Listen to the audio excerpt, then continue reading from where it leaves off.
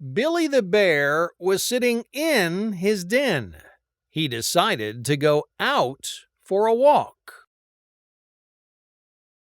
He wanted to explore nature, so he climbed up a hill. He saw the blue sky above and a beautiful river flowing below. He saw two birds flying over the river. He felt the green grass under his feet. He saw the mountains far away. He saw a ladybug flying near him.